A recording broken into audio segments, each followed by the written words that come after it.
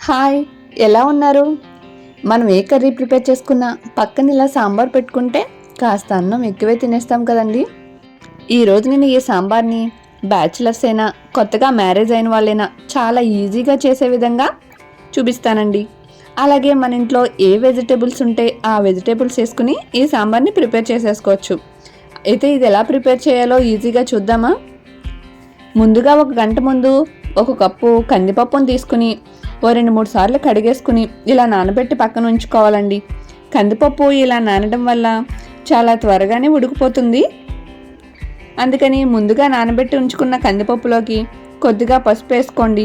అలాగే కందిపప్పు త్వరగా ఉడకడం కోసం 1 టేబుల్ స్పూన్ ఆయిల్ కూడా యాడ్ చేసుకుని కుక్కర్ మూత పెట్టేసుకుని విజిల్స్ వేయించుకోండి.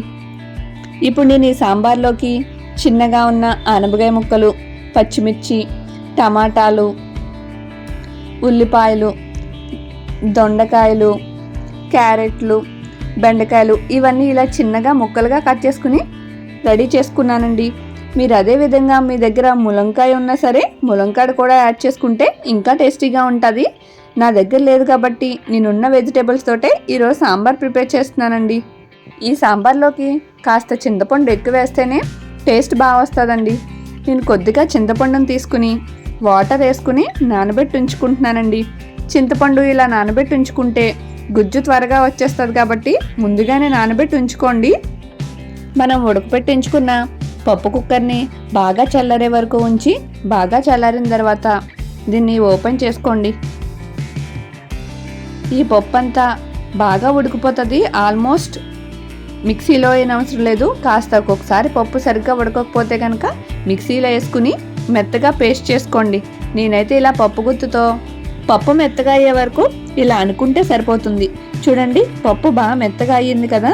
ఇప్పుడు దీనిలోకి మనం ముందుగా తీసుకున్న వెజిటేబుల్స్ అన్నీ యాడ్ చేసుకోవాలండి. పప్పు మెత్తగా అయితేనే ఈ సాంబార్ టేస్ట్ కూడా చాలా టేస్టీగా వస్తుందండి.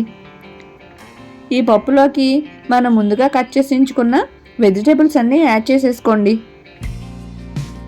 మనం ముందుగా నానబెట్టి ఉంచుకున్నాం కదా, ఈ చింతపండును కూడా గుజ్జు తీసేసుకుని ఈ పప్పు వెజిటేబుల్స్లోకి యాడ్ చేసేసుకోండి. మళ్ళీ కుక్కర్కి మూత పెట్టేసి 1 విజిల్ రానివ్వండి. అంతే, వెజిటేబుల్స్ బాగా ఉడుకుతాయి. మరీ ఎక్కువ విజిల్స్ వేయించిన వెజిటేబుల్స్ అన్నీ మెత్తగా పేస్ట్లు అయిపోతాయండి. అప్పుడు సాంబార్లో అంత టేస్టీగా అనిపించదు, తుక్కుగా అనిపిస్తుంది సాంబార్ అంతా. ఇప్పుడు ఈ సాంబార్లోకి ఎక్స్ట్రా మనకి ఎంత పలుచగా కావాలనుకుంటే అంతగా వాటర్ యాడ్ చేసుకోండి. సాంబార్ మరీ పలుచగా కాదు, అలాగని మరీ చిక్కగా కాదు. ఈ కన్సిస్టెన్సీలో ఉంటేనే టేస్ట్ చాలా బాగుంటుందండి. ఇప్పుడు ఈ సాంబార్లోకి 1 టేబుల్ స్పూన్ కారాన్ని యాడ్ చేసుకోండి. మనం ఆల్రెడీ పచ్చిమిరపకాయలు యాడ్ చేసాం కాబట్టి కారాన్ని కాస్త చూసుకునే యాడ్ చేసుకోండి. 2 టేబుల్ స్పూన్ సాంబార్ పౌడరు, రుచికి సరిపడినంత ఉప్పు, కొద్దిగా పసుపు యాడ్ చేసుకోండి. మొత్తం వీటన్నిటిని బాగా కలుపుకొని సాంబారు ఎక్కువసేపు మీడియం ఫ్లేమ్లో మరిగితేనే టేస్ట్ చాలా బాగుంటుందండి.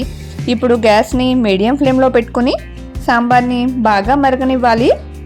అదేవిధంగా ఈ సాంబార్లోకి కొద్దిగా పచ్చి కొబ్బరి యాడ్ చేసుకుంటే టేస్ట్ మరింత బాగుంటుందండి. పచ్చి కొబ్బరిని కూర తీసేసుకుని 1 కప్పు పచ్చి కొబ్బరిని కూడా యాడ్ చేసుకోండి.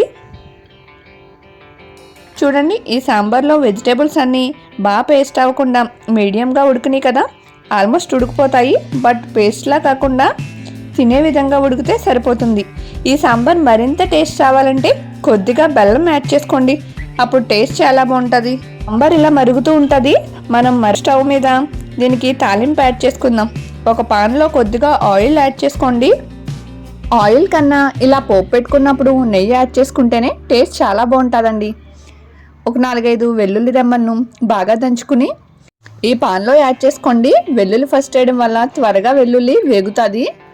కొద్దిగా జీలకర్ర, ఆవాలు, 2-3 ఎండుమిర్చిని కూడా ముక్కలు చేసుకుని వేసుకోండి. కొద్దిగా కరివేపాకు కూడా యాడ్ చేసుకుని ఈ పోపునంతా దోరగా ఫ్రై అయ్యే వరకు ఫ్రై చేసుకోవాలి.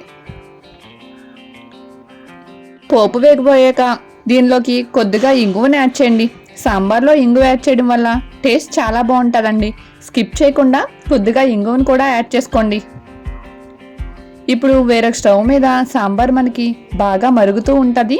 సాంబారు ఒక 10 to 15 మినిట్స్ వరకు మరుగుతూ ఉంటేనే టేస్ట్ బాగా వస్తుందండి. ఇప్పుడు టేస్ట్ చేసుకుని ఉప్పు కారం సరిపోకపోతే అడ్జస్ట్ చేసుకోండి. మనం రెడీ చేసుకున్న ఈ పోపుని ఈ సాంబార్లో వేసేసేయండి.